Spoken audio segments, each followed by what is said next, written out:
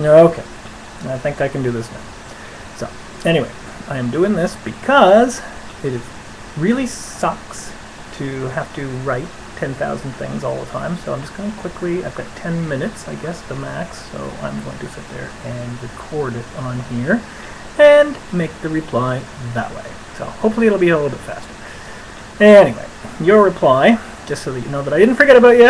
I've just been a little bit busy anyway. And you say that most scientists, blah, blah, blah, you have to clarify and everything else. Today's technology does rely a lot more than what you think on oil.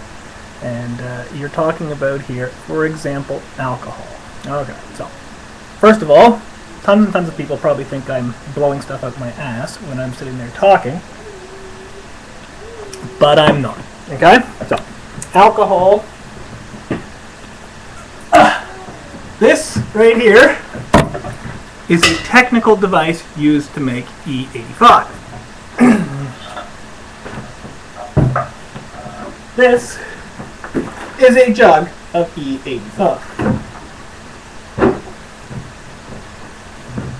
E85, as you probably know, is alcohol, and it is a hell of a lot harder to make than what people think, and it takes a lot more resources than what people think. So, you might not have done the calculations for Great Britain, but I have certainly done the calculations probably 3 or 4 years ago for Canada. And in Canada, if you took every single thing that is grown that is edible that you can actually use, and that includes cucumbers, tomatoes, every friggin' thing you can possibly do, and average it at 30% volume that you can actually extract from alcohol after fermentation and everything, you will end up being approximately in the area of about 1/10 of what we actually consume on an annual basis in oil. And you have to assume that basically we're talking in gallons, so the gallons of E85 will be about 1/10 what the oil is, and then you've got to account for the fact that you only get about a 10% return using very efficient methods for alcohol. So that means that almost 92% of the energy that you create has to be put back into the system in order to create that extra 8% to equal 100. And it just doesn't work out. You cannot do it. It's just impossible. If you took everything, every piece of corn, every piece of wheat, every piece of cucumbers, tomatoes, everything grown in the entire country, fermented it, and then used what was left to, which technically you can eat it. You probably won't want to, but I mean technically there is some nutrient material left in there, so you could use it. It's used as animal feed, it's premium animal feed. But you're just not going to get it to work out. So alcohol, been there, done that, gone through. Biofuels, the same thing. There are certain processes in which you are talking about being able to use the chaff and the straw and everything else, in which you can use sulfuric acid in a process in order to break down all of the I can't remember which part of it. The lignin is what's left over, and lignin you can use to heat in order to go through the distillation process. But no matter what you do, you're going to sit there and take nutrients and all that wonderful stuff out of the system and turn it into crap, and you're still going to end up with a severe shortage in available energy.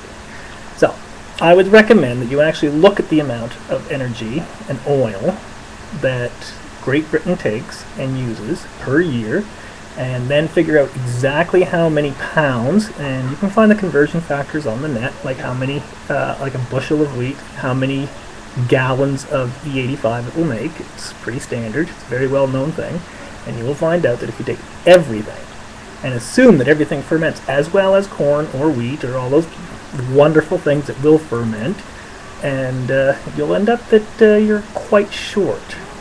So now you might have seen a lot of farms and grow up on farms, but I can guarantee you that things that have happened in the last little while are severely depleting our soil.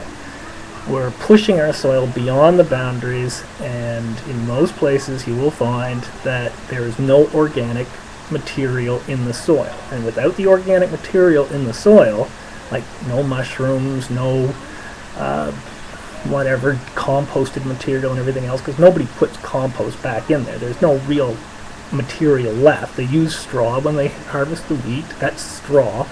So you're using that for bedding and everything else for animals, and there's nothing that's returned back to the soil. Without the organic material, it will not retain moisture.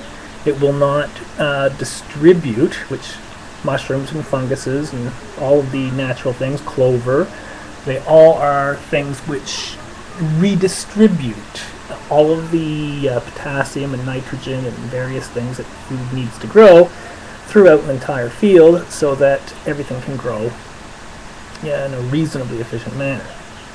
So, now you're also saying, it's your opinion that, we have years to achieve this idea of being able to sort everything out. I hope you're right. And it would be nice if we do have years to achieve. However, when you're going down to the bottom there and you're talking about the reports by BP, Exxon, and everything else, they're not putting out reports that are actually making it so that they can gouge people. They're putting out reports that say that we have tons and tons and tons of oil left and there's no need for anybody to be concerned. All those reports say that we got lots of oil left. That's the problem. When you actually look at the facts that OPEC nations are not required to actually publicly release their reserves, it is basically a national secret. They are allowed to export according to their declared reserves, but they don't have to provide any real substantial evidence to their declared reserves. So it is very possible that the OPEC nations all have much lower reserves than what they are declaring because they want to export and generate income for their countries.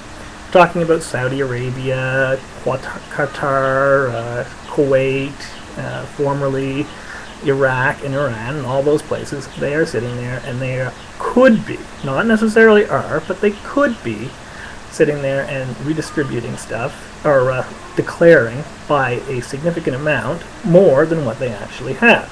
But the Exxons and the BPs and all those are still going around with their reports saying that we don't have to worry about it because we always find enough reserves in order to meet what has been extracted. But that's not true. In the last 4 years or so, they haven't actually found any reserves sufficient to increase.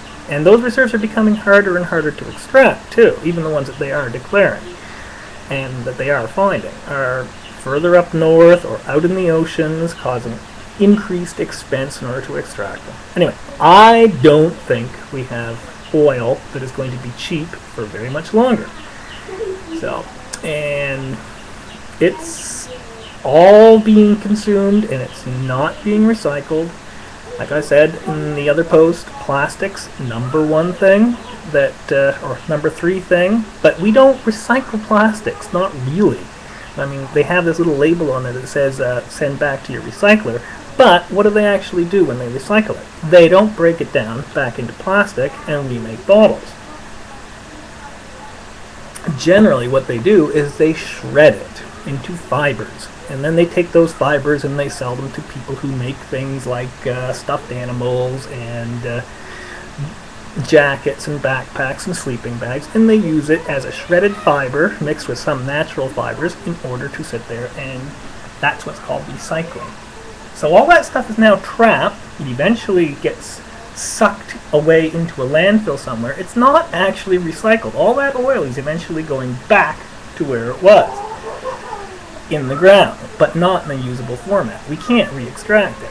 There are technologies out there, but we're not going anywhere near them as far as an industrial process. Now I'm getting close to the end, so I'll just sit there and say that your last point about combining the beer and the practice for the reproductive process, that I have to say is genius. I will have to consider that as a valid idea for further consideration. Anyway, I'll talk to you again later.